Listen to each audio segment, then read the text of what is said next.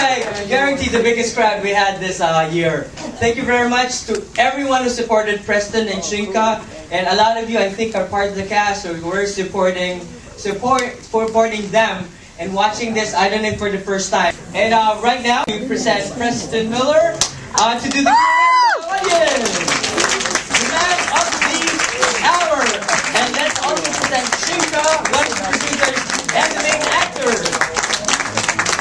And then we'll have you two first, and then we'll have the other actors. Preston, yeah. Oh, and one of the producers too. How's your bladders? Ah! No, before they see, they need to vote first. Yeah.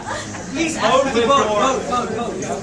Make sure you put your name and email. Name That's and email. important. You won't count. It doesn't count if you don't put your email. No, please put your name and email. So would you like to give your thank yous first? Or can you introduce your names and... I'm Jeremiah Kipp. I produce God's Land. Preston Miller, script, direction. Shing Ka, the cowboy, and co-producer. So we're so excited to have you guys. We're gonna go directly to the Q&A because a lot of you have comments, and we only have a few minutes for this. So raise your hand. Let's go for the Q&A. Any questions from the group? Yes. Let's do this. So what was the true story that inspired this movie? True story was... yeah, it's based on a true story, right? It is based on a true story from 1998. This actually occurred in a suburb of Dallas called Garland. And I had seen it on the... I think the New York Times did like a little thing on it, and also on CNN, like it's this human interest thing, and it was treated pretty much as a joke, as that, you know, be at your televisions by midnight. Make sure you got it tuned on to channel 18 because God will be appearing on a spaceship. And they were making fun of it. And of course, yes, I laughed along too. But once I read some more about it, found out that most of the folks in this group, in this cult, were not like disenfranchised former drug users or something to that effect, but they were actual university-educated professionals that had decided to throw in their lot against, you know, some people's better judgment. And really, you know, pursue this guy who talks to the ring in his hand. There's another true story, actually. This story is actually based on Preston Miller's life. He belongs to the cult of filmmaking. He has beautiful children, and the hero of Preston's story is his wife. I love that answer. I saw the parallel with the story. And Preston's life? Yeah. Questions? Over here. Did you have the background on the impetus of what made him leave everything behind to join this religion? And the symbolism behind dropping the rock in the palm again? Yeah, did you hear that? Yep. Yes. So, the symbolism of him throwing the rock. Oh, okay. We'll start with the rock. The rock is it's just kind of a metaphorical device that could easily fit within the lore of what they believe, without just spelling it out. There is no actual right answer or wrong answer. It's just part of kind of a larger belief in something that maybe most of us don't find logical. And then your first question was something to do with... Do you have like a background of why you joined? Background, well, Shing will have the background. This is a 3-part epic sequel. So we're making the first part and the third part now. Prequel. No, the background. I have no idea. It's just to make it kind of quick. It's the story itself. The cult was a true event, and the only true characters in it were Teacher Chan and Richard Liu, played by Wayne Chang over here in the corner.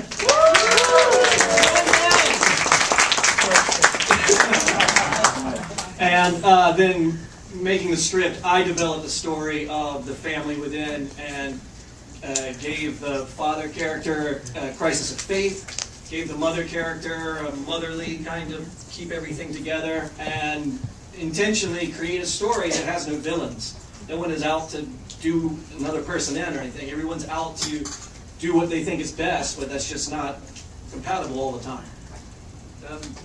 Some people have...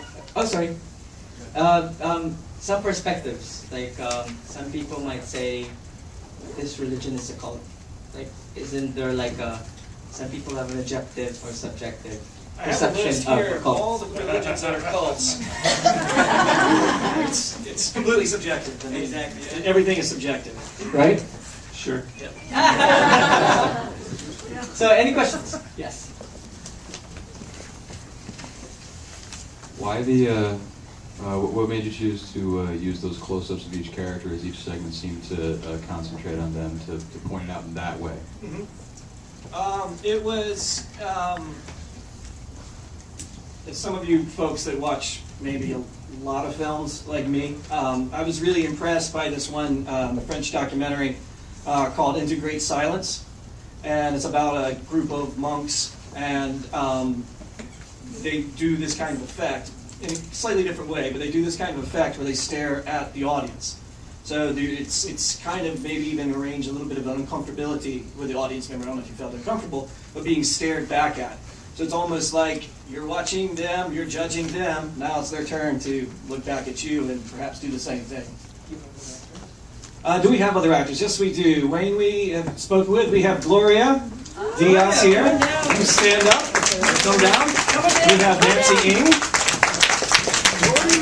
We have Shing Ka's twin brother, Lee Ka, who kind of played himself in the film, in the sense that he is a pastor in Staten Island, and that was his lovely family that you saw there in front of oh, yep, of course. Matthew should probably come up here, though. You could do that. Jodi!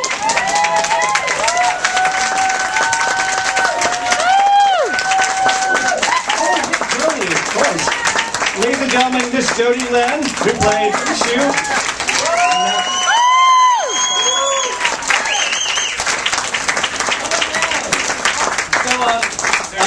Anyone? Okay, let's just do this fast. Like, I usually do this with a big cast. Like, please give us positive things about working with Preston.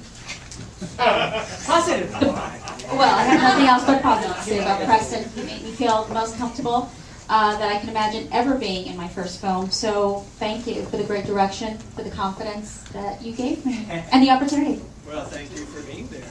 This was my first film. And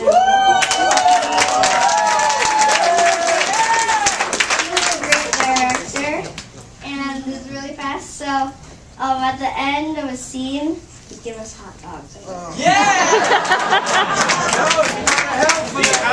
of the houses that were used in the film is my house, or our house in Hicksville, Long Island. So most of it was shot in Hicksville, and yes, because I like barbecuing, we were shooting mainly during the summertime. I was part of the craft service as well, making burgers, making dogs, tapping kegs.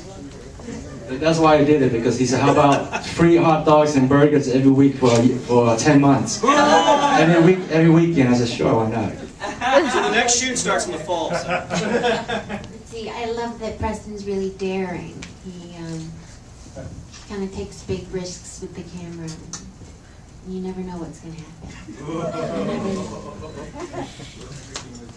happen. Preston's like Captain Ahab. He presented us with a script that was like 3,000 pages long with like 1 million characters. He was like, hey, let's do this for no money. And he was like, all right, you know what? If you're crazy enough to make this thing, then I'm crazy enough to follow you. And then before we have a couple more questions, please retaliate and give positive word or phrase to each of them.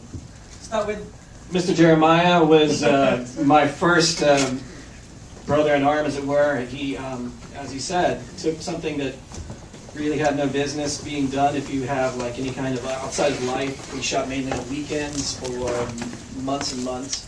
And Jeremiah was my biggest supporter and biggest defender, and this film could not be done without Mr. Jeremiah.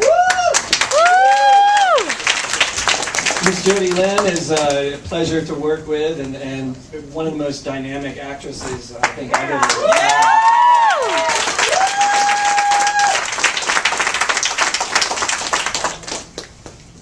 Matthew is Shing Ka has got an extraordinary wealth of depth in his heart. He started off just as an actor, but we later brought him on as associate producer because he was giving as much of himself and his family. A lot of his family is in, not only his twin brother, but his mother is there as well, and his brother's family is there. But he was so unbelievably supportive and so wonderfully subtle in front of the camera. I mean, not a stray movement at all. He's just a complete joy to watch, I think. Mr. Matthew was by far probably the best kid I have ever known, much less worked with. He is super smart. He is super devoted to the job. And after a while, he was the one that was calling cut and action. And Miss Gloria, who, believe it or not, does not have a professional background in acting. She was, again, someone that Shing had known for a while and brought in. And it was always kind of amusing to put non-actors or non-seasoned actors and seasoned actors together, and I think that she did an incredible job at not betraying the fact that she had no background in acting before this. She was excellent. Woo! Wow. Is that pretty good? Question? Oh, more. That'll be 98 pounds after this. This is to the writer. Where did you come up with all the philosophy from the cult as far as vegetarianism and all the beliefs? A lot of the press conference material and some of their internal meetings were actual texts from the group themselves, which actually is available online. It's an awfully good read. They have tons of press conferences, so I just took like best of bits and put them together. There's no way I could have created. Their website is online, you said. Yeah, there's cards outside. If you go and look at my film site called Vindaloo Filmwala, you go there, just follow some links, and you can see the actual website of the original group. And I think I've even posted pictures of the original group there. And it's Wayne is the first person that actually sent. I think he put the two pictures side by side of the original Richard Lewitt himself. Yeah, I did my research. Yeah. And it's fairly uncanny. It's fairly uncanny. Yeah, we can take a Levitt house in Hicksville and make it look like a suburb of Dallas. Questions? We have time for 2 more questions. There's also someone else here that helped us tremendously. That's Alex Gavin. Is he here? Does he take off? Oh, there he is. Our assistant director right there in the nice skull hat. Wow. We want to hear you say something about Preston. Oh no. I had a lot of fun working on this set. It was, it was not really high pressure. That was just a lot of fun. I mean, Preston's a really chill guy. He's really fun to work with, and look forward to working with you again, man. Question. All right. And one more. If we have one more person here that was in the cast is Glenn Kenny, played the cameo of Father Louis Farber.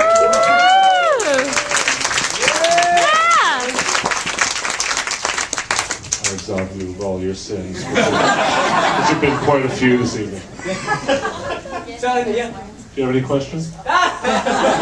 Questions? Anyone? Oh, that name. Questions? That's all him. Oh yeah, Shing Ka something. Before I forget, we're the cast or most of us, we're gonna go to this place called Goose Organics on 6th Avenue between 13th and 14th. It's all organic food and wine and beer, and they said they're gonna give us 20% off on food and wine and beer if I have 50 people there. So and it's Earth Week, so go. They have wine specials at like $7 when it was 11. So join us. It's on 6th Avenue between 13th and 14th. Goose Organic. And finally, thank you very much. Your website. Oh yes, please ask for it by name. VindalooFilmwala.com. But there's some cards outside, so you don't have to wreck your spell check. Yes. Oh, and there have been some ballots handed around. Please fill them out in completion so that they are qualified. And maybe this audience will win itself an award. Yeah, I know. And thank you very much for coming. We really appreciate it. This is the biggest stop so far in For God's Land. We played the Buffalo Film Festival, the Denver Film Festival, but this had the most people, and it felt the nicest because this was like the home field. Yeah! Thank you so much. We fill out the ballot to submit it to Carlos. And then this film is vying for the #1 spot, so please fill it up. We want him to win, right? Yep. Please fill it up. Name and